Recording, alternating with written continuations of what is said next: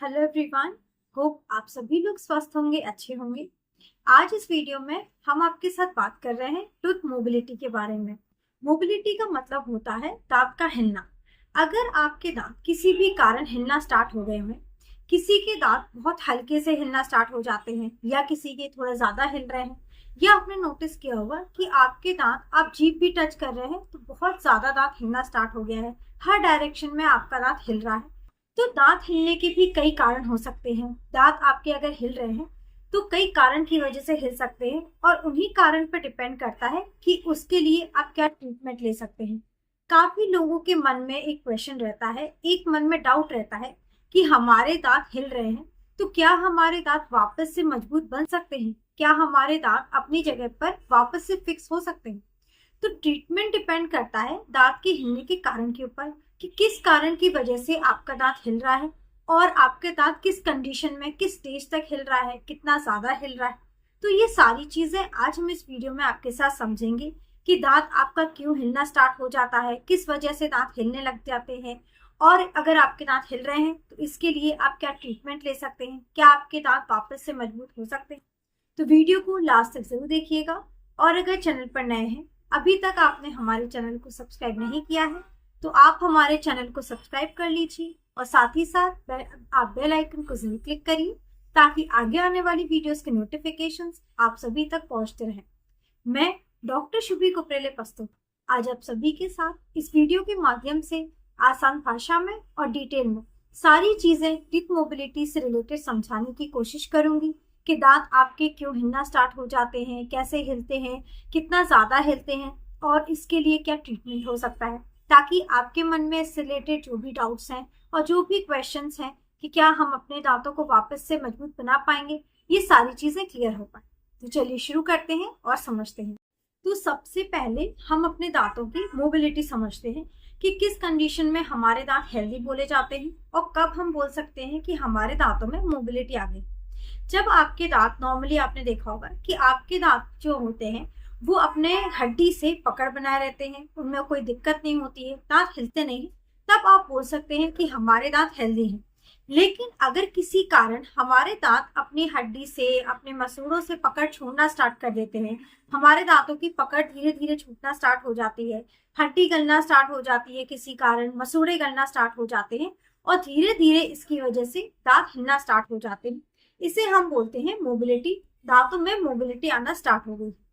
अब मोबिलिटी आने के बाद लोगों के मन में जो मेन डाउट होता है कि हमारे दांत अब हिल रहे हैं तो अब हम इन्हें वापस से अपनी जगह पर कैसे फिक्स कर सकते हैं, हमारे दांत वापस से मजबूत कैसे हो पाएंगे। उनके मन का जो मेन डर रहता है कि क्या अब हमारे दांत गिर जाएंगे, क्या इनका ऑप्शन सिर्फ निकालना ही रह गया, या हमारे दांत अभी भी बच सकते हैं। तो दांतों का ट्रीटमेंट आपका डिपेंड करेगा कि किस स्टेज की आपकी मोबिलिटी है। मोबिलिटी भी यानी कि दांत का हिलना भी अलग अलग स्टेज का होता है। अगर आपके दांत थोड़ा बहुत हिल रहे हैं तो उसके लिए आप अलग ट्रीटमेंट करवाते हैं, थोड़ा ज्यादा हिल रहे हैं तो उसके लिए आप अलग ट्रीटमेंट करवाएंगे, और अगर बहुत ज्यादा हिलना स्टार्ट हो गए हैं तो उसके लिए आप ट्रीटमेंट अलग करवा सकते हैं, या लास्ट ऑप्शन आपका निकलवाना रहता है। लेकिन जब तक आप ट्रीटमेंट पॉसिबल हो सकता है, जब तक आपके दांत वापस से फिक्स हो सकते हैं, तब तक आप ट्रीटमेंट के लिए जा सकते हैं। तो सबसे पहले जब हम बच्चों की बात करें, बच्चों के दांत में अगर आप मोबिलिटी देख रहे हैं जो कि उनके दूध के दांत होते हैं, तो उसमें मोबिलिटी आना नॉर्मल बात होती है। तो बच्चों के जो दूध के दांत होते हैं वो, उनमें मोबिलिटी तभी आती है, वो दांत तभी हिलते हैं जब नीचे से जो परमानेंट दांत है वो आना स्टार्ट हो जाए, और वो जब आपके जो दूध के दांत है उनको पुश करते हैं, धीरे धीरे आपके दूध के दांत गिर जाते हैं, डेसिडस गिर जाते हैं और परमानेंट दांत आ जाते हैं। इसमें आपको सोचने की या टेंशन लेने की बिल्कुल जरूरत नहीं। डेसिडियस दांत की में मोबिलिटी नॉर्मल है, लेकिन वही मोबिलिटी अगर हमारे परमानेंट दांत में आ जाती है, अगर हमारे परमानेंट दांत किसी कारण हिलना स्टार्ट हो जाते, तब उसके लिए आपको ट्रीटमेंट लेना बहुत ज्यादा जरूरी होता है। क्योंकि परमानेंट दांत में अगर मोबिलिटी आ रही हो, इसका मतलब आपके दांत में कोई ना कोई दिक्कत जरूर हो रही है, कोई ना कोई दिक्कत आपके दांतों में या मसूड़े में हो रही है, तभी आपके दांत हिलना स्टार्ट हो गए। अब दांतों की मोबिलिटी हम स्टेज से समझते हैं, ग्रेडिंग से समझते हैं, ग्रेड 1, ग्रेड 2 और ग्रेड 3। अगर आपके दांत बहुत हल्का सा हिल रहा है, इसका मतलब है आपके दांतों की मोबिलिटी ग्रेड 1 है। अगर आपके दांत थोड़ा ज्यादा हिलना स्टार्ट हो गया है, आपके दांत 2 डायरेक्शन में हिल रहा है, आप पकड़ के भी थोड़ा हिला सकते हैं, ग्रेड 2 मोबिलिटी है। और अगर आपके दांतों में मोबिलिटी बहुत ज्यादा बढ़ गई है, किसी कारण आपके दांत हर डायरेक्शन में हिलना स्टार्ट हो गया है, आप थोड़ा सा भी टच कर रहे हैं तो बहुत ज्यादा दांत हिल रहा है, मतलब आपकी जो मोबिलिटी है वो ग्रेड 3 की है। तो इस स्टेज पर डिपेंड करता है कि आपका क्या ट्रीटमेंट लेंगे। आप ग्रेड के हिसाब से हम ट्रीटमेंट समझें तो सबसे पहले ग्रेड 1 मोबिलिटी, अगर आपका दांत हल्का फुल्का हिल रहा है तो इसके लिए आप क्या कर सकते हैं। दांत हिलना डिपेंड करता है कि आपके दांत की कंडीशन क्या है। हमारे दांत में अगर आप ओरल हाइजीन अपनी अच्छे से मेंटेन नहीं कर रहे हैं, प्रॉपर आपके दांतों की सफाई नहीं हो पा रही है, ब्रशिंग आप अच्छे से नहीं कर रहे हैं, तो धीरे धीरे हमारे दांतों पर गंदगी जमना स्टार्ट हो जाती है। आप स्टार्टिंग में नोटिस नहीं कर पाते हैं, आपको लगता है थोड़ा बहुत जो खाना फंस रहा है या गंदगी की जो पतली सी लेयर जम रही है, हम ब्रश करेंगे ये चली जाएगी। लेकिन धीरे धीरे आपकी नोटिस ना करने की वजह से, इग्नोर करने की वजह से ये गंदगी बढ़ती जाती है। और गंदगी जब आपकी बढ़ती जाएगी तो ये आपके दांत के पास जो मसूड़े प्रेजेंट है, जिससे आपके दांतों ने पकड़ बनाई रखी है, वो मसूड़े धीरे धीरे हटना स्टार्ट हो जाते हैं। मसूड़े हटेंगे, गंदगी आपके मसूड़ों के अंदर आपकी जड़ तक पहुंच जाती है, हड्डी को गलाना स्टार्ट हो जाती है। और स्टार्टिंग में जब ये दिक्कत स्टार्ट होती है तब हल्का सा दांत आपका हिलना स्टार्ट हो जाता है। इसी कंडीशन में आपको ट्रीटमेंट लेना जरूरी रहता है। इस कंडीशन में जब आप अपने दांत को नोटिस कर रहे हैं कि हल्का फुल्का दांत ही हमारा हिलना स्टार्ट हो गया, उस समय आप इस कंडीशन को बिल्कुल भी इग्नोर ना करें, आप तुरंत अपने डेंटिस्ट के पास जाएंगे। तो डेंटिस्ट आपके इस कंडीशन के लिए, जब आपके हल्का फुल्का दांत हिल रहा है, गंदगी दिख रही है, तो स्केलिंग और रूट प्लानिंग की आपको सलाह देते हैं। सबसे पहला ट्रीटमेंट आपका स्केलिंग और रूट प्लानिंग होता है, जिसमें आपके दांतों की पूरी तरीके से स्केलिंग की जाती है, दांतों की सफाई की जाती है। जितनी भी गंदगी आपके दांतों के ऊपर है, मसूड़ों के अंदर पहुंच गई है, जड़ तक पहुंच गई है, रूट प्लानिंग की जाती है, दांतों से पूरी गंदगी को हटाया जाता है। और सेकंड स्टेप होता है, सेकंड ट्रीटमेंट होता है स्प्लिंटिंग। जो आपके दांत हिल रहे हैं, गंदगी आपके दांतों से हट गई है, जब गंदगी आपके दांतों से हट जाती है, धीरे धीरे मसूड़ों को जगह मिल जाती है, मसूड़े अपनी जगह पर वापस आ जाते हैं और दांतों से पकड़ बना लेते हैं, दांत आपके हिलना बंद हो जाते हैं। लेकिन थोड़ा ज्यादा अगर आपके दांत हिल रहे हैं, ग्रेड 2 में पहुंच गए हैं, गंदगी बहुत ज्यादा अंदर तक पहुंच गई है, दांत थोड़े ज्यादा हिलना स्टार्ट हो गए हैं, गंदगी हटाई है, लेकिन कुछ टाइम के लिए दांत अभी भी हिलेंगे, क्योंकि उस टाइम तक दांतों को अभी अपनी पकड़ नहीं मिली है, अभी मसूड़े दूर हैं। मसूड़े जब तक आपके दांत से पकड़ नहीं बना लेते हैं, तब तक आपके दांतों को एक तरीके से बांधा जाता है। जो आपके दांत मजबूत हैं, बीच में आपके दांत, कुछ दांत आपके, अगर आप मान सकते हैं 3 से 4 दांत आपके हिल रहे हैं, उसके आसपास जो मजबूत दांत हैं, उनके सपोर्ट से आपके हिलते हुए दांत को कनेक्ट किया जाता है।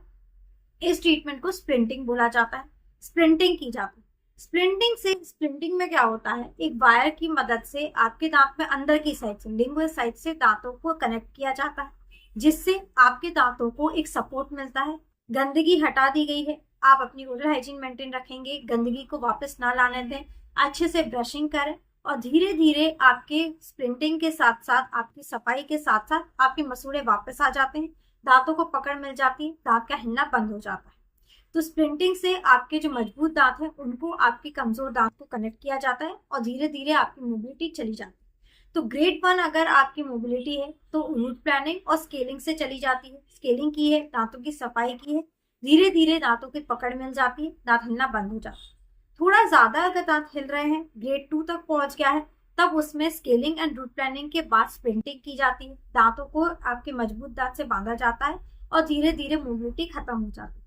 लेकिन अब अगर इस कंडीशन में भी आप ट्रीटमेंट नहीं लेते हैं, इस कंडीशन को भी आप इग्नोर करते हैं, ये डर से कि अगर हम सफाई कराएंगे और ज्यादा हमारे दांत हिलना स्टार्ट ना हो जाए, या हमारे बहुत लोगों में ये डर रहता है कि हमारे दांत सफाई से और ज्यादा खराब हो जाएंगे, तो इसकी वजह से उनके दांतों में और ज्यादा प्रॉब्लम होना स्टार्ट हो जाती है। इग्नोर करने की वजह से इस कंडीशन को और ज्यादा वो अपने दांतों की कंडीशन को खराब कर लेते हैं।